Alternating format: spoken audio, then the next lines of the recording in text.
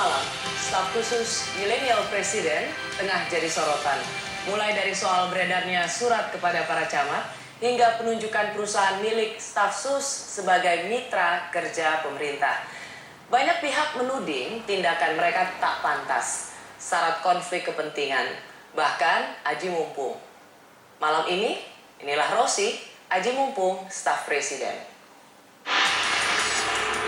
Ketujuh anak muda ini akan menjadi teman diskusi saya harian, mingguan, bulanan, memberikan gagasan-gagasan segar yang inovatif sehingga kita bisa mencari cara-cara baru, cara-cara yang out of the box, yang melompat untuk mengejar kemajuan negara kita.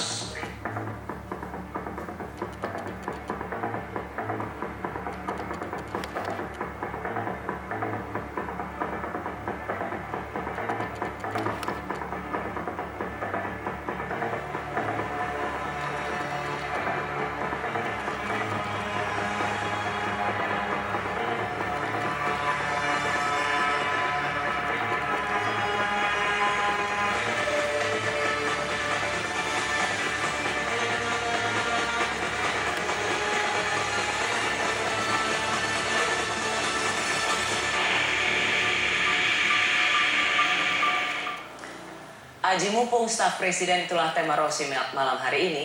Warganet, saya mengundang Anda untuk memberikan tanggapan Anda soal apa yang selama ini dilakukan atau menjadi perbuatan staf khusus milenial presiden. Mention at Kompas TV, hashtagnya adalah staf sus presiden. Live streaming bisa Anda ikuti melalui kompas.tv/live. Surat kepada para camat dari staf khusus Presiden Andi Taufan Garuda Putra menjadi sorotan. Surat dengan kop lambang Garuda itu milik Sekretariat Kabinet meminta para camat bekerja sama dengan PT Amarta, perusahaan milik Andi, untuk menangani corona. Andi Taufan akhirnya menarik surat itu dan memberikan klarifikasi. Ia mengaku surat yang dikirimnya untuk mendukung program desa lawan COVID-19 yang digagas Kementerian Desa. Lantas, bagaimana Kementerian Desa, Pembangunan Desa Tertinggal dan Transmigrasi merespons surat itu? Sudah adakah investigasi tentang hal ini? Saya sudah terhubung dengan Wakil Menteri Desa PDTT Budi Aris Setiadi. Selamat malam, Pak Wamen. Selamat malam. Pak Wamen, Anda mengatakan beri saya waktu untuk menyelidiki ini secara tuntas. Saya sangat memahami kemarahan publik atas apa yang terjadi. Ini adalah hal yang Anda katakan pada wawancara Aiman di Sapa Malam Kompas TV beberapa hari lalu. Sudahkah Anda mendapatkan hasil atas penyelidikan Anda untuk mendapatkan hasil yang tuntas dan terbuka? Setelah wawancara dengan Mas Aiman, saya memang langsung mengontak seluruh jajaran eselon 1 Sekjen di Kementerian Desa untuk segera mencari tahu dan menyelidiki persoalan surat menyurat dari Mas Andi.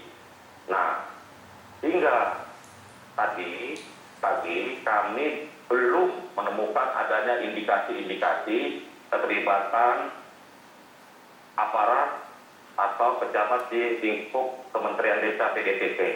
Belum ya? Belum menemukan. Anda menggunakan terminologi, Pak Wamen, Anda menggunakan terminologi belum. Artinya itu masih membuka, apakah itu masih membuka kesempatan ada yang masih bisa digali, dituntaskan? Begini, pengertian belum ini artinya kami melihat sejauh ini tidak ada pihak-pihak di jajaran Kementerian Desa dan PDTT ini tahu-menahu atau mengetahui masalah surat tersebut, termasuk juga soal coretan-coretan merah tersebut. Tetapi kami membuka kepada publik atau siapapun yang punya informasi lain, data-data atau temuan-temuan baru, silakan saja.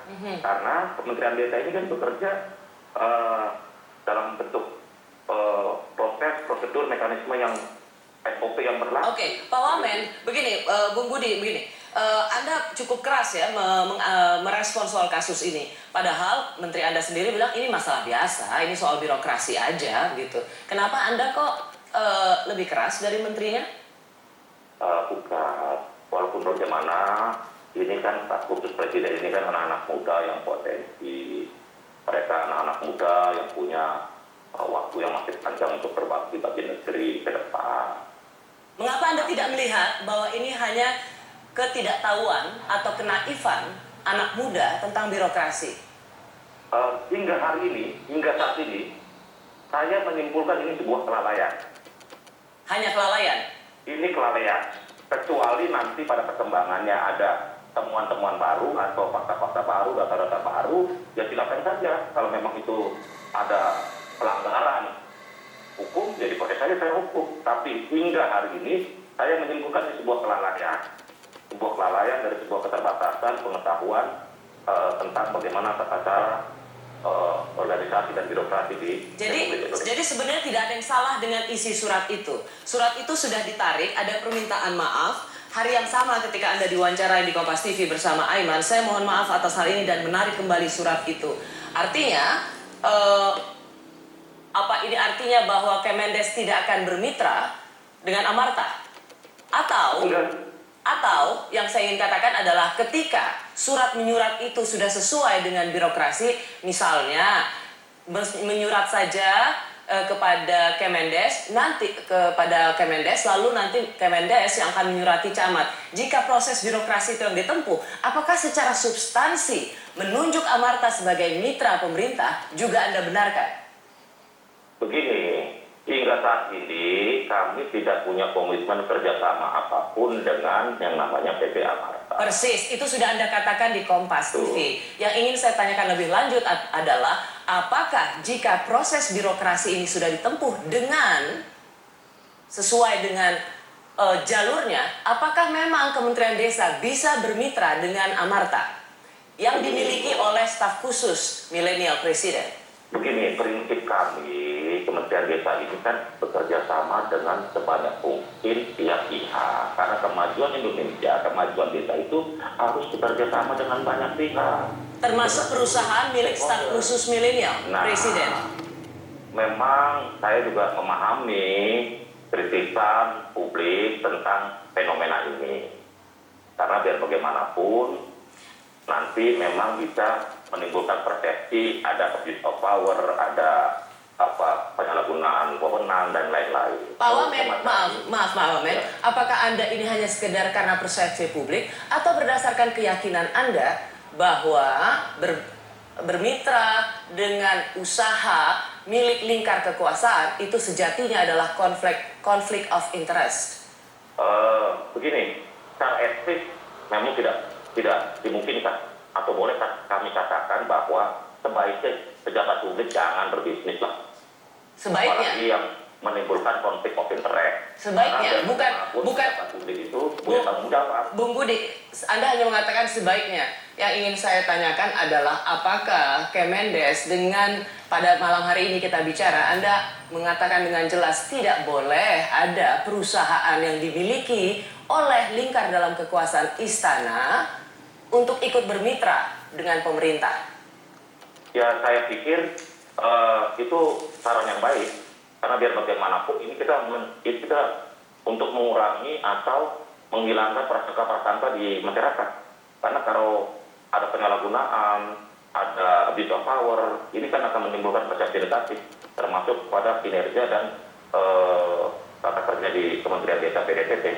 Karena biar bagaimanapun apa yang kita lakukan pasti kan diaudit. Diaudit misalkan siapa mitranya, siapa orangnya yang bertanggung jawab untuk itu. Saya juga termasuk yang kurang atau tidak setuju jika ada pejabat-pejabat publik ikut dalam proyek-proyek atau kepentingan di Republik.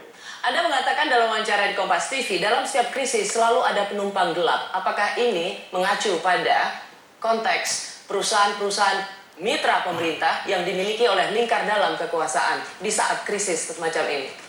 Nah, itulah yang kami sayangkan. Karena kan pertanyaan saya adalah apakah Anda mengacu pada perusahaan-perusahaan yang menjadi mitra pemerintah yang dimiliki oleh lingkar dalam kekuasaan di saat krisis? Iya atau tidak?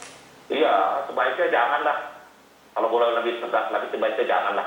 Janganlah pejabat-pejabat publik itu ikut berbisnis. Bukan itu pertanyaan. pertanyaan saya, Pak Wamen, Anda ketika mengatakan bahwa selalu ada penumpang gelap dalam situasi krisis, apakah Anda mengacu pada perusahaan-perusahaan, dua perusahaan dimiliki oleh lingkar dalam kekuasaan yang menjadi mitra pemerintah untuk mengatasi krisis ini? Apakah Anda mengacu pada dua perusahaan ini sebagai penumpang gelap? Bukan lah, saya nggak bertujuan atau tertuju pada satu dua perusahaan, tapi kepada siapapun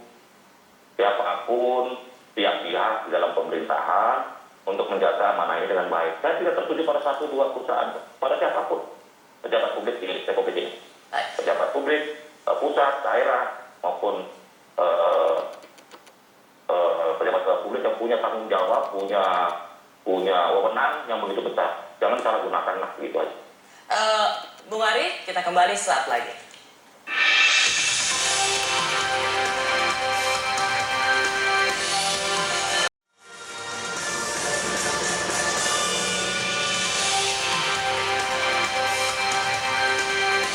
Aji mumpung staf presiden telah tema Rosi malam hari ini, warganet silakan berikan komentar Anda.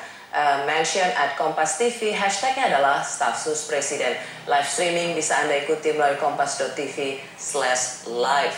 Malam hari ini adalah bagian kedua saya mewawancarai Wakil Menteri Desa PDTT Budi Ari Setiadi. Kembali lagi bersama saya Pak Wamen.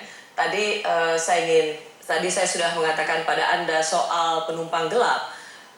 Memang tidak secara spesifik Anda katakan pada dua perusahaan ini. Tapi saya ingin kembali pada surat klarifikasi dan permohonan maaf dari Andi Taufan Garuda Putra, staf khusus milenial presiden dan juga pemilik perusahaan Amarta. Ia mengatakan bahwa dukungan ini murni atas dasar kemanusiaan dan dengan biaya Amarta, dengan donasi masyarakat yang akan dipertanggungjawabkan secara transparan dan akuntabel. Mengapa ini tidak bisa diartikan sebagai kebaikan dan sumbangsi pada bangsa? Kalau dari niatnya kan kita bisa lihat anak-anak muda ini kan punya idealisme, punya keinginan untuk membantu bangsa ini menghadapi wabah COVID-19 atau Corona. Karena desa ini benteng terakhir pertahanan negara ini dari serangan wabah COVID-19. Karena niatnya saya lihat idealisme anak muda, begitu bahwa ada motif-motif yang lain, kami belum menemukan indikasi itu. Tapi jika publik punya informasi atau data-data yang lain, silakan saja disampaikan. Kalau kita melihat, sebelum itu, Bung Ari, saya mau masuk ini, maaf. Karena Presiden sendiri pada saat pengangkatan para staf khusus millennials ini mengatakan yang dibutuhkan dari para millennials ini adalah gagasan segar, melompat menuju kemajuan negara kita, menjebati gap atau jurang antara yang tua dan muda. Mengapa kesigapan menyurat pada camat supaya mereka bisa mendata kebutuhan penanganan untuk COVID ini tidak bisa dihargai? Menurut Anda di mana benarnya logika publik, logika kemarahan publik?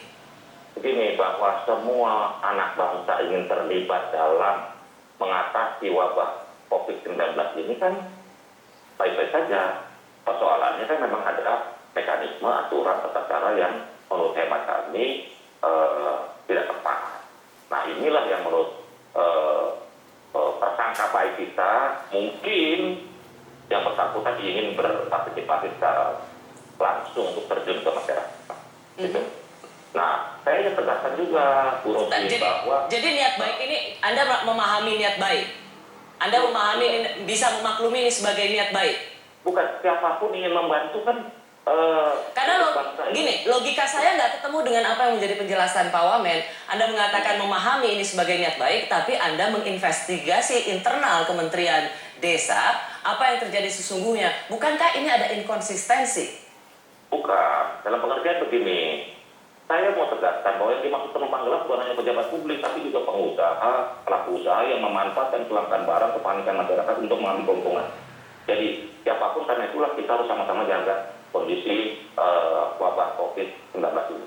Nah, kembali ke soal status, saya pikir begini, intinya yang bersangkutan ingin turun membantu penanganan COVID-19 itu dulu, bahwa ada tata cara birokrasi atau apapun yang dilakukan tidak sesuai dengan kaidah-kaidah etik dan bisa membuat prasangka abuse of power, nah ini yang juga saya pikir harus digarisbawahi. Saya juga mengimbau kepada teman-teman yang masih muda-muda itu untuk hati-hatilah menjaga amanat dan kepercayaan presiden. Hati-hati. Yang malah bekerja keras untuk bisa COVID-19. Bisa nggak diartikan hati-hatilah kalau bikin surat proyeknya tetap aja jalan, tapi kalau bikin surat makanya harus main cantik gitu? Nah, sekarang ini kita harus bertanya apakah ada aturan yang tegas pejabat publik tidak boleh berbisnis. Kalau memang ada, ya sudah. Kita harus tegas. Karena saya lihat Pak Presiden Pak Jokowi ini kan pemimpin yang sederhana, jujur. Beliau juga komit untuk pemberantasan KKN. Saya pikir semangat itu yang harus kita tularkan. Termasuk juga di Kementerian DKPDTT. Saya nggak terlalu nangkap jelas sih pesan Anda. Jadi ada soal birokrasi, aturan bersurat, tapi secara substansi saya ingin sekali lagi menanyakan pada Anda, apakah bermitra ada triliunan dana APBN yang akan digelontorkan kepada kementerian Anda? Apakah dana ini juga akan dipakai dengan mitra-mitra perusahaan yang dimiliki lingkar kekuasaan termasuk staf khusus milenial atau siapapun? Apakah sepanjang surat itu sesuai dengan asas legalitas, maka Anda akan membiarkan perusahaan milik lingkar kekuasaan bermitra dengan kementerian Anda? Malam ini saya tegaskan, lebih baik janganlah pihak-pihak atau teman-teman yang diberi kepercayaan menjadi pejabat publik, apalagi khususnya lingkar kekuasaan menggunakan atau menyalahgunakan wewenang dan amanat yang ada. Sebaiknya jangan. Hanya imbauan ya? Ya, kita kan bukan aparat hukum. Kalau soal ada kesalahan atau pelanggaran hukum, biar aparat hukum yang memproses itu. Masa double-double, Wamendes ya Wamendes, masa Wamendes jadi... Ini bukan soal pelanggaran hukum. Ini bisa saja semua surat menyurat permohonan tender itu soal legalitas, tapi ini soal etik dan moral. Apakah sepanjang itu memenuhi asas legalitas, tapi konflik of interest, dan itu sangat mengkhianati etika publik dan moral, Anda akan tetap membiarkan itu terjadi? Itu aja sih yang saya tanyakan. Bukan, saya tidak akan membiarkan, karena itu saya tegaskan nanti di kementerian tempat saya mengabdi, bahwa sebaiknya pihak-pihak yang punya hubungan atau pihak-pihak yang memiliki wewenang atau jabatan publik sebaiknya jangan terlibat dalam hal-hal yang menyangkut tata laksana atau kegiatan-kegiatan yang bisa berpotensi menimbulkan malaprakara atau pelanggaran hukum. Oke, baik. Budi Aristiadi, Wakil Menteri Desa PDTT, terima kasih sudah bergabung di Rosi. Selamat malam. Selamat malam. Bagaimana sesungguhnya menilai keinginan baik seorang staf khusus agar tak bercampur dengan kepentingan pribadi? Saya kembali saat lagi.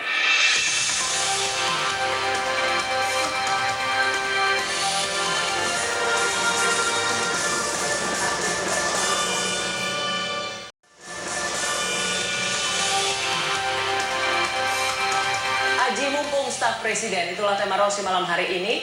Mention warganet, mention Kompas TV, hashtagnya adalah staf sus presiden. Live streaming bisa Anda ikuti di kompas.tv/live. Staf sus milenial presiden tengah jadi sorotan. Tidak saja soal Andi Taufan yang menyurat ke para camat, ada juga soal ruang guru yang menjadi mitra pemerintah untuk proyek kartu prakerja bidang pelatihan daring. Dana APBN untuk proyek ini sebesar 5,6 triliun rupiah. Jadi, jika Ruang Guru satu di antara 8 startup atau perusahaan rintisan yang jadi mitra pemerintah, artinya Ruang Guru bisa mendapat sekitar 700 miliar rupiah.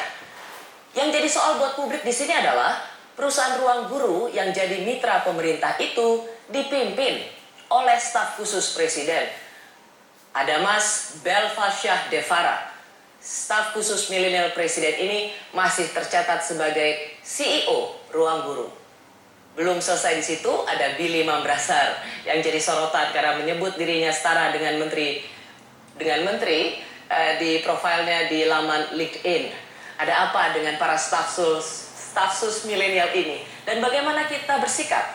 Sebelumnya kami sudah mengundang beberapa staf khusus milenial untuk hadir, tapi mereka semua menolak hadir. Sudah bergabung bersama saya malam hari ini Doni Gahral, ia adalah tenaga ahli utama KSP, Angga Dwi Masa Songko, pekerja seni, ia dikenal sebagai seorang sutradara, dan Alvin Lee, Komisioner Ombudsman. Selamat malam Bapak-Bapak. Selamat malam. Saya ke Hai Angga, saya mau ke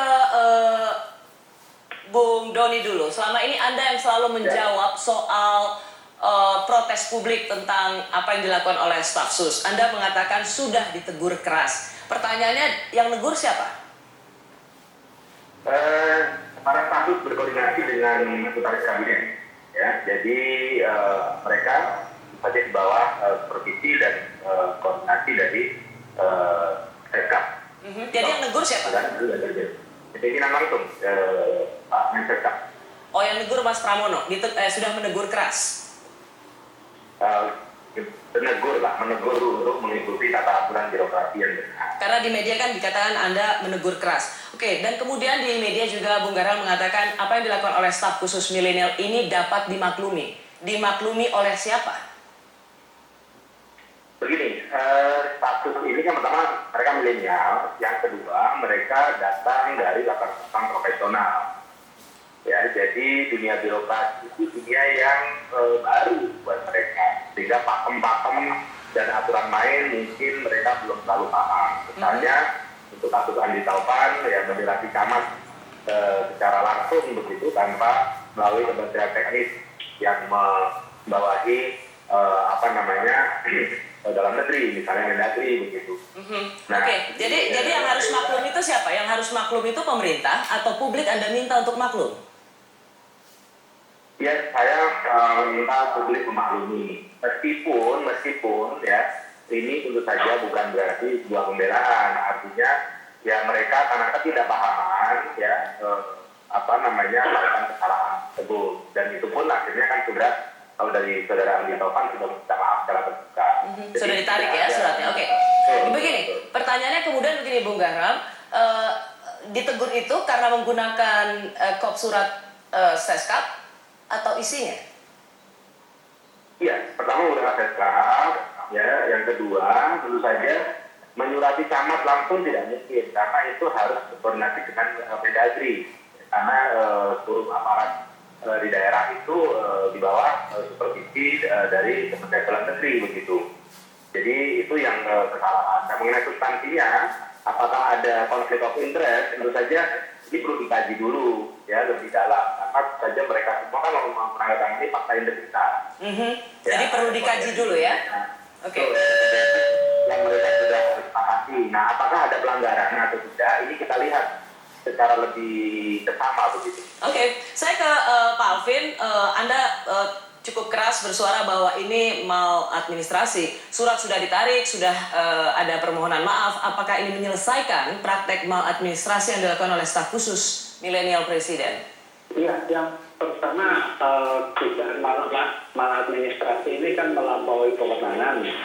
Kemudian dugaan menyalahgunakan wewenang atau pengaruh sebagai staf khusus presiden kepada pejabat-pejabat struktural pemerintahan yaitu para camat.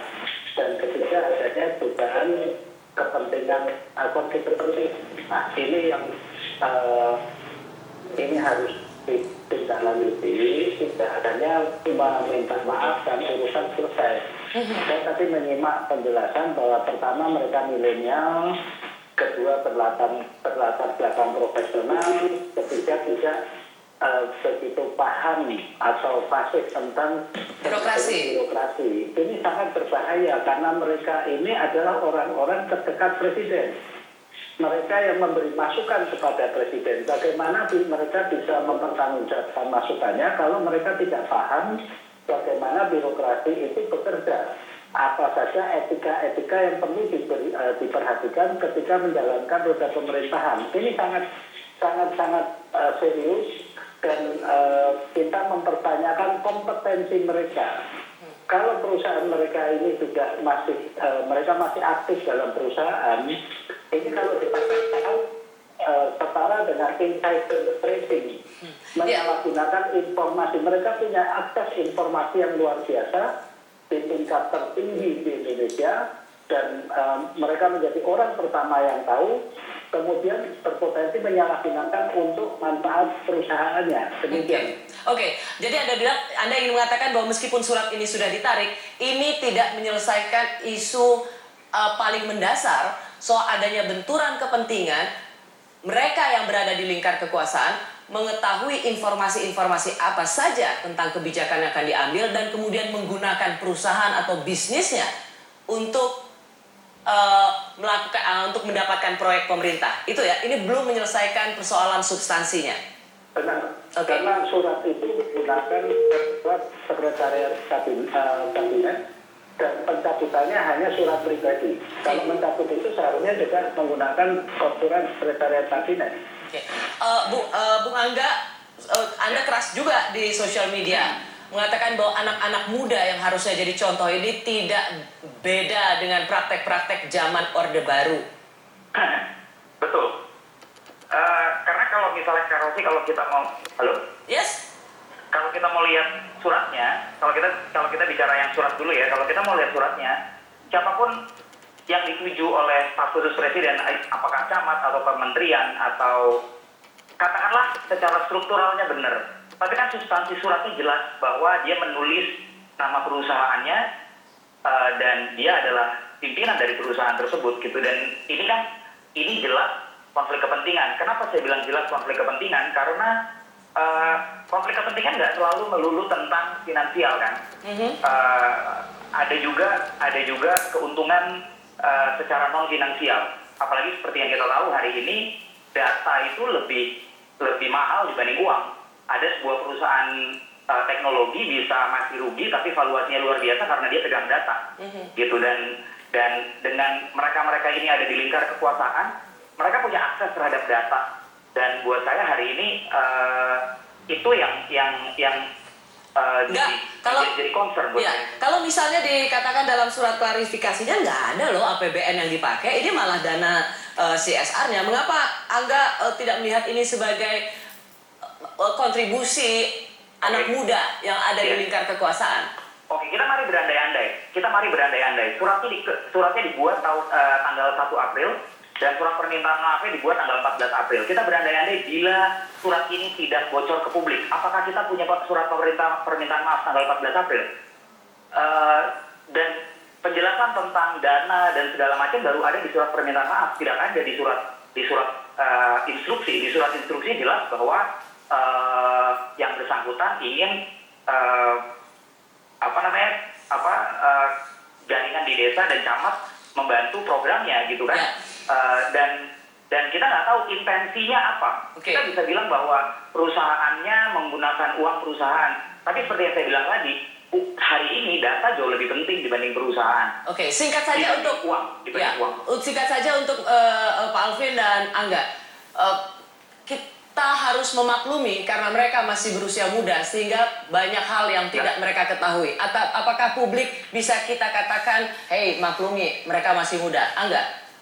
Ini bukan soal birokrasi, ini ini soal integritas. Saya ingin kita mencatat, ini soal integritas.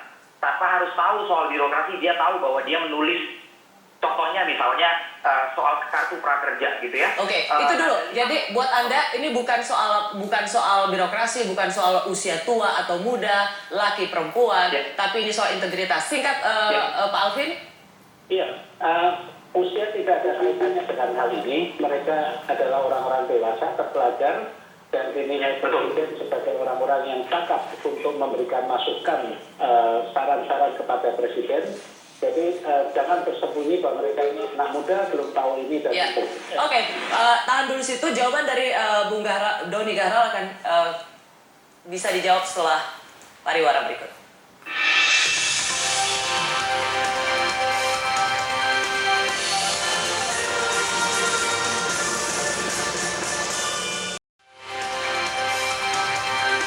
Mumpung staf presiden, itulah tema Rosi malam hari ini. Warganet silakan mention Kompas TV untuk komentar Anda. Hashtagnya adalah staf sus presiden. Live streaming di kompas.tv/live.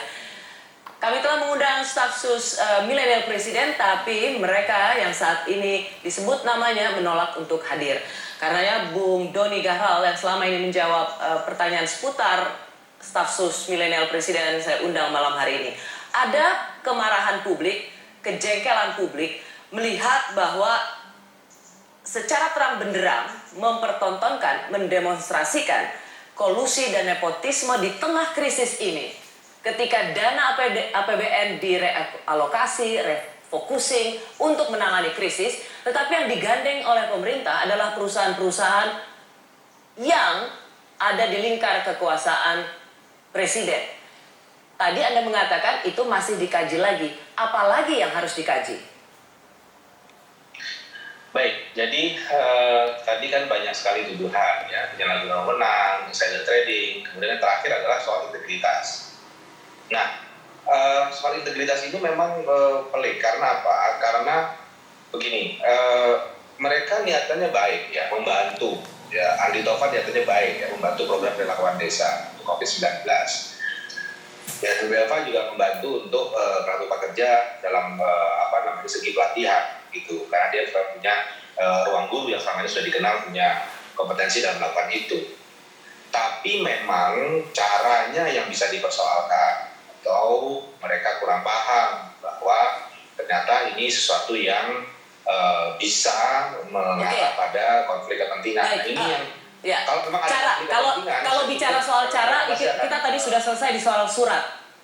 Ya, surat sudah ditarik. Oke, case close. Kita tidak bahas ini lagi. Artinya begini Mbak Rosy, artinya begini, apakah memang mereka by intention gitu ya, by intention ya melanggar fakta integritas yang dimana disitu disebutkan bahwa tidak boleh ada konflik kepentingan begitu. Apakah mereka dengan sadar atau karena ketidaktahuan? Ini yang saya kira perlu diluruskan. Ya, jadi biarkan nanti dalam hal ini menulis surat itu sudah clear sebenarnya. Apakah menulis surat itu dengan sadar atau tidak sudah clear. Saya mau masuk ke substansi. Apakah di tengah krisis seperti ini, ketika dana APBN sendiri harus benar-benar difokuskan untuk menangani krisis, apakah pantas perusahaan-perusahaan yang ada di lingkar kekuasaan itu menjadi mitra pemerintah? Iya, jadi pantas tidak pantas ini ada dua. Pantas dalam artian bahwa perusahaan ini yang punya kompetensi, begitu. Nah, terus kemudian yang kedua, kepantasan yang kedua adalah apakah perusahaan yang dimiliki oleh satu istana itu pantas atau tidak. Jadi ini ada dua sebenarnya. Nah, kalau yang pertama saya kira kita bicara kompetensi, ruang guru punya kompetensi. Tapi yang kedua ini yang saya kira perlu penelusuran lebih dalam begitu ya. Soal Amarta ini, apakah soal Amarta ini? Ya, saya kira sama. Jadi apakah memang by intention? Jadi begini, berarti publik, Anda ingin mengatakan, hey publik, jangan langsung menuduh bahwa mereka ini punya tendensi untuk penyalahgunaan wewenang. Karena mereka itu memang udah sukses dengan platform mereka, start mereka masuk ke dipilih Pak Jokowi juga bukan tanpa prestasi. Nah, jadi nawaitunya membantu pemerintah, tapi saya kira mereka perlu juga memahami soal tadi gitu ya. Kenapa Anda melemparkan pada mereka? Begini. Ini bukan soal mereka, ini bukan soal millennials, ini soal bagaimana sikap pemerintah menggelontorkan dana triliunan rupiah untuk proyek penanganan COVID Corona dan bermitra dengan mereka yang ada lingkar kekuasaan. Kalau para milenial, menurut saya tidak fair juga semuanya diserahkan pada para milenial. Saya mau tanya, Angga, apakah Anda bisa memahami logika bahwa ya mereka bisa kok, platform mereka memang bagus, mereka punya kesiapan, jadi itu dianggap oleh pemerintah yang bisa mempercepat penanganan COVID ini? Ya, saya mau menggarisbawahi satu hal. Belva di Twitternya menyatakan bahwa salah satu tugasnya adalah memberikan masukan kepada Presiden untuk di aspek digital for social delivery. Dan kita tahu bahwa Kartu Prakerja kemudian menganggarkan 5,6 triliun untuk biaya pelatihan daring. Saya seorang produser film. Saya bisa menilai berapa sih kira-kira cost yang diperlukan untuk memproduksi 2.000, yang katanya 2.000, ada 2.000 video pelatihan. Kalau kita anggarkan 100 juta aja per video, dan itu sudah cukup besar. 2.000 video itu costnya cuma 200 miliar. Lalu 5,4 triliun itu kemana? Apakah biaya layanan digital ini nilainya 5,4 triliun? Itu kan pertanyaan besar.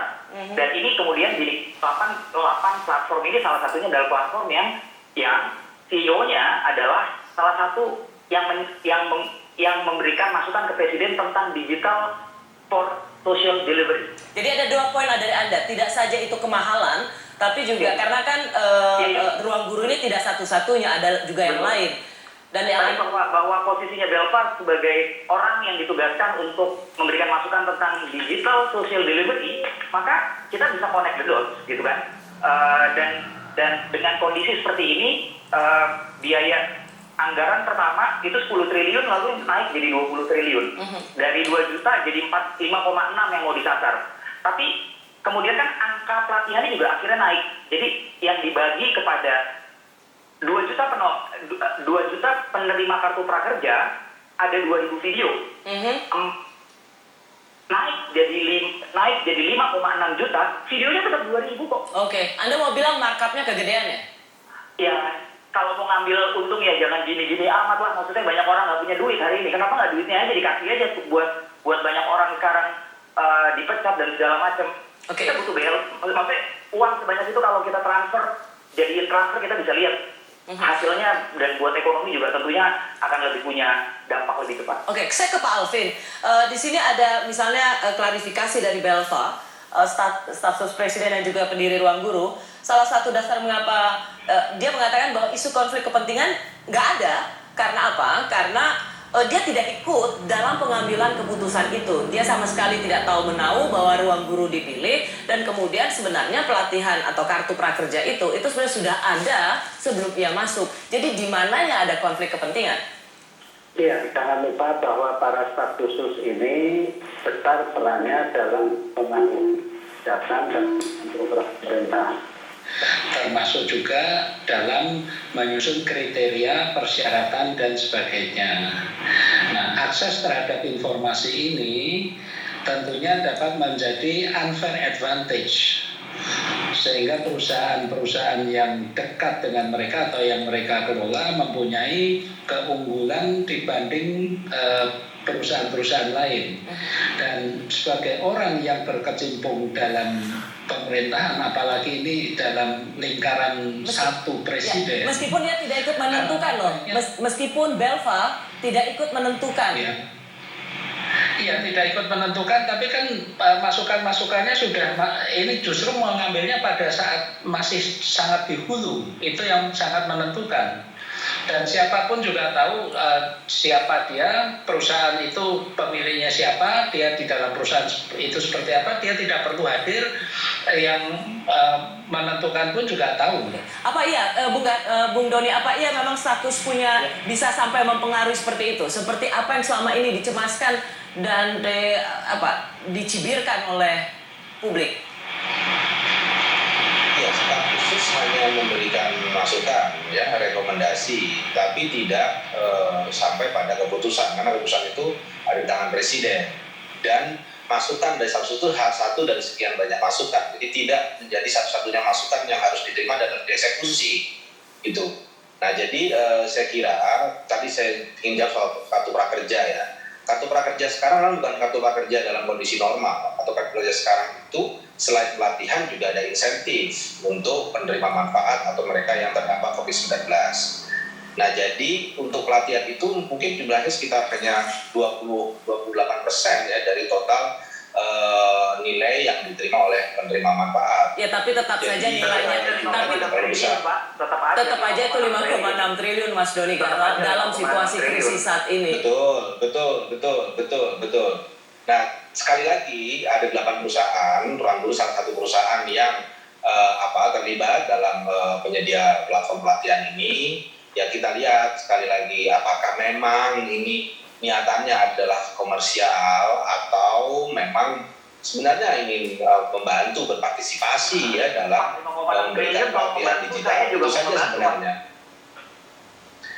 Ya, betul. Tapi kan sekali lagi kalau ini adalah situasi COVID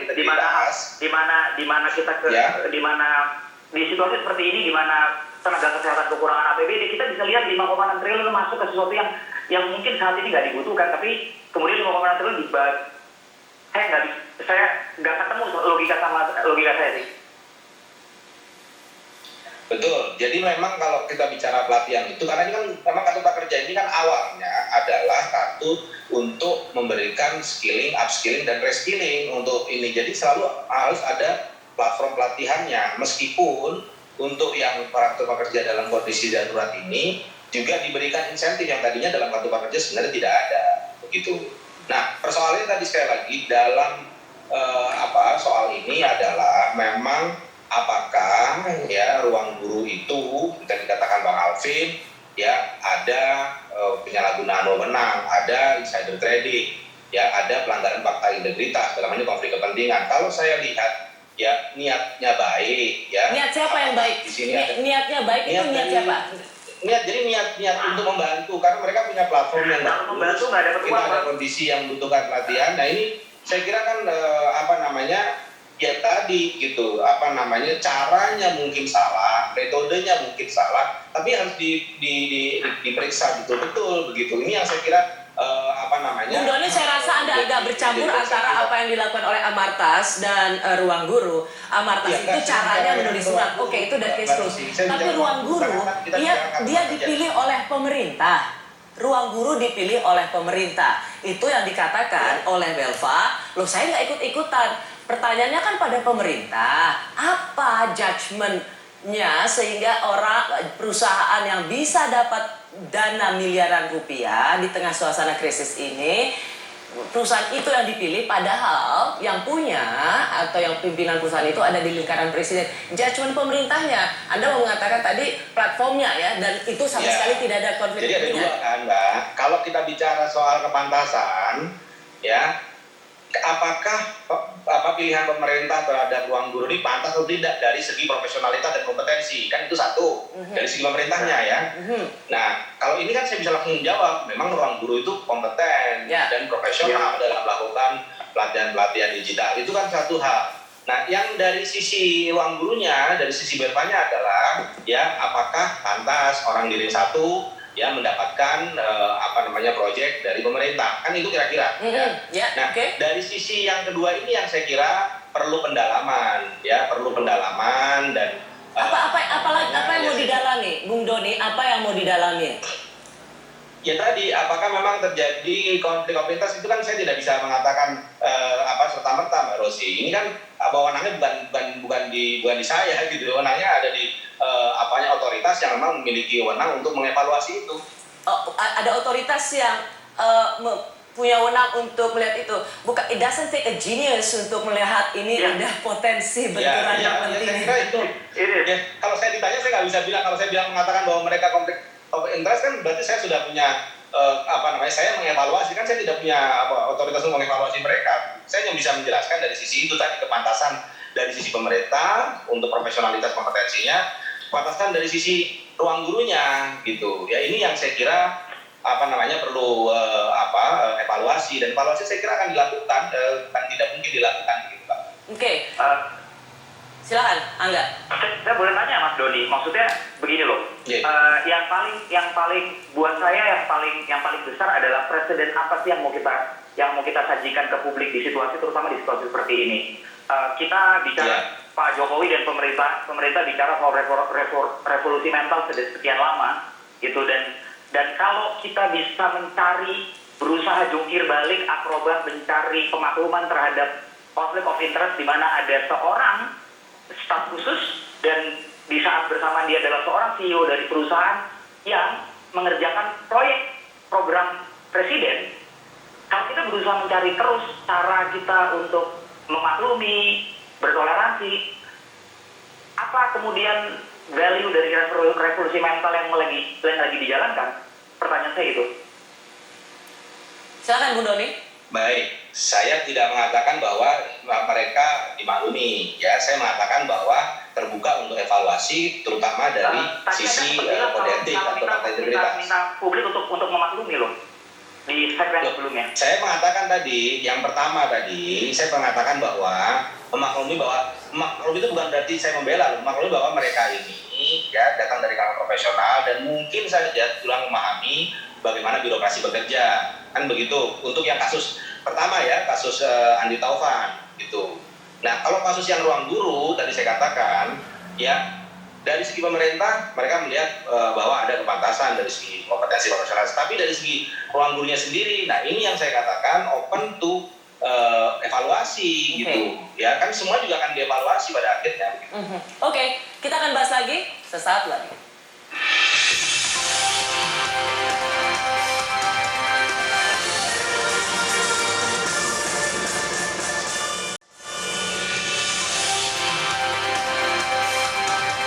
Kita sudah di bagian akhir dari episode Rosi malam hari ini, Aji Mumpung staf presiden.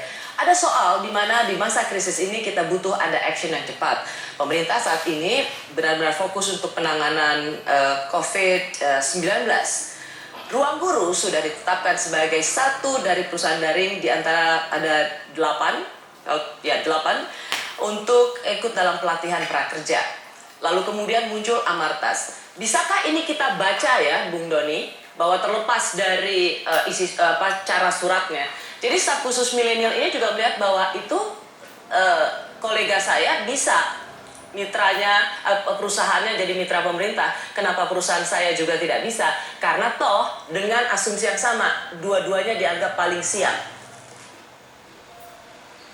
Iya, tadi saya bicara soal pemanasan yang pertama tadi ya, bahwa pemerintah melihat Ruang Guru adalah satu perusahaan penyedia pelatihan digital yang paling siap, yang cukup siap ya, diantara juga 8 yang lain gitu. Jadi ini yang menjadi pertimbangan gitu. Nah, tapi kan kemudian rame karena kemudian ini dimiliki oleh staf khusus presiden. Nah, yang saya katakan ini yang akan ada evaluasi. Tapi saya tidak bisa mengatakan ini langsung bahwa ini ada konflik kepentingan dan sebagainya. Ini bukan domain saya untuk mengatakan itu. Itu bukan domain Anda, tapi sebagai pengajar filsafat politik di Universitas Indonesia, saya suka ikutin tulisan Anda. Sering sekali Anda menulis demokrasi dan etika publik, etika politik. Saya membaca tulisan Anda dan saya suka sekali artikel Anda tentang demokrasi minus moralitas. Demokrasi minus moralitas. Anda mengatakan bahwa demokrasi itu memerlukan etika publik yang tertanam dalam setiap warga dalam bentuk kebajikan. Baik saja tidak cukup. Baik itu juga perlu etik. Ada di Kompas. Saya sekarang back kiri, bukan penyerang lagi. Jadi saya posisinya bukan sebagai pengamat loh, Mbak. Di sini kan saya diundang sebagai tenaga ahli utama kantor staf presiden. Iya sih. Kalau jadi saya nanti disuruh jadi penyerang juga, jadi back juga ini. Soalnya saya Mbak Rosi membuat saya konflik kepentingan ini. Oh, oke. Membuat konflik kepentingan karena satu KSP dan satu bertanya soal tulisan Anda. Ini bukan konflik kepentingan, ini konsistensi pada nilai-nilai yang diyakininya benar, Bung Don. Saya kan mengatakan bahwa birokrasi ada etikanya, ya birokrasi ada etikanya, dan salah satunya adalah bahwa birokrat itu tidak boleh ada konflik kepentingan dengan posisi-posisi di luar. Itu kan jelas. Ya. Ketika menandatangani fakta integritas itu ada pernyataan seperti itu. Okay. Ya. Tapi saya katakan tadi bukan domain saya untuk mengatakan bahwa mereka sudah melakukan itu gitu loh. Artinya kalau saya ditanya sebagai tenaga ahli utama kantor staf presiden, saya nggak bisa mengatakan demikian karena posisi saya bukan yang berhak untuk mengatakan ini konflik kepentingan. Begitu. Atau paling enggak Anda tidak bisa mengatakan itu secara terbuka di siaran langsung malam hari ini. Itu kesimpulannya Mbak Rosi. Cukup membaca tulisan-tulisan Anda saja tentang demokrasi dan etika politik. Oke, Pak Alvin sudah mengatakan argumentasi bahwa platform ini memang Ruang Guru ini adalah yang memang dianggap paling siap dan secara kapasitas memang dibutuhkan untuk ikut mempercepat pelatihan prakerja, pelatihan buat mereka yang membutuhkan kerja. Jadi kalau ini dianggap siap, di mana penolakan Anda? Iya, inilah resikonya ketika Presiden mengangkat orang-orang terdekatnya, staf khususnya, dan mereka masih punya kepentingan bisnis. Ini sangat sulit dipisahkan karena orang-orang terdekat ini mempunyai akses informasi yang sensitif, yang kemudian dapat dimanfaatkan sebagai unfair advantage yang sebetulnya tidak siap pun, tapi karena dapat akses lebih dulu, jadi bisa jadi mereka yang paling siap. Oke. Jadi di sini kita melihat pertama. Jadi bukan Ruang Gurunya yang salah ya? Iya, ini karena ada staf-staf khusus ini yang mereka mempunyai akses informasi yang bisa menjadi unfair advantage. Dan saya mau menggarisbawahi lagi, apakah masih diperlukan staf khusus yang milenial ini? Kalau mereka mengenai ketatanegaraan, etika birokrasi dan sebagainya pun masih belum fasih, apakah mereka masih layak dipergunakan sebagai staf khusus presiden? Oke. Ini sangat berbahaya bagi presiden. Oke, Angga, terakhir, jika memang platform ini yang dianggap paling siap, apa yang harus dilakukan? Bagaimana sikap kita terhadap situasi ini? Kalau saya dari awal saya selalu bilang saya tidak mau fokus sama ruang gurunya. Saya mau pengen lihat proses di dalam kita bernegaranya gitu ya. Kita udah terlalu lama untuk melihat hal-hal kayak gini dan gak ada ujungnya. Ketika anak-anak muda ini masuk ke dalam lingkar kekuasaan, tentu kita punya harapan bahwa mereka bisa jadi disrupsi seperti mereka melakukannya di luar kekuasaan. Dan nyatanya yang kita lihat hari ini hal yang terulang dan terulang lagi gitu, dan beneran nggak ada perubahan, dan kembali lagi ke persoalan yang sama, kita menghadapi problem integritas di dalam. Dan buat saya saat ini kita perlu lihat bagaimana presiden maupun para staf khususnya mengadres situasi yang ada. Oke, terima kasih ya Bung Doni, terima kasih banyak, Bung Angga, terima kasih, Pak Alvin, terima kasih, sampai Terima ketemu. kasih Mas Doni, terima kasih Pak Alvin, terima kasih. Terima kasih Mas Angga, terima kasih Mas Alvin. Ya. Presiden Jokowi memilih staf millennials bukan tanpa alasan. Mereka punya rekam jejak sukses di dunia kewirausahaan atau entrepreneurship yang mereka rintis di usia yang masih muda. Pada mereka, kita angkat topi. Namun setelah mereka, para staf khusus millennials presiden, ikut terlibat dalam proyek pemerintah, terlepas ikut serta atau tidak dalam pengambilan kebijakan, mereka telah menunjukkan konflik kepentingan. Untuk para staf khusus millennials, reputasi Anda dulu sudah jadi contoh. Jangan biarkan kini jadi cemooh. Siapa tahu dengan tangan dingin Anda mengelola startup di luar kekuasaan, justru bisa membuat Anda jadi pahlawan bagi bangsa di tengah krisis ini.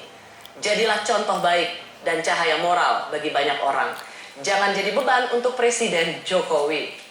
Di situasi krisis seperti sekarang, bangsa ini butuh relawan, bukan Markona, maklar kasus corona, begitu orang bilang. Mundur bukan karena diminta, mundur karena memang itu keputusan satria. Sejarah dunia adalah sejarah orang muda.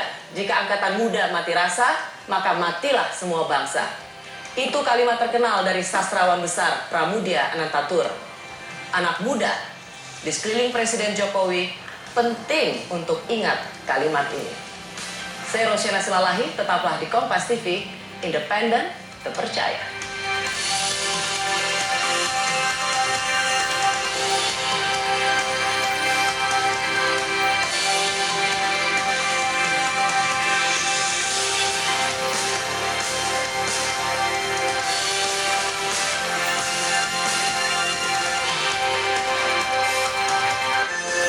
Terima kasih. Anda telah menyaksikan Rosi yang dipersembahkan oleh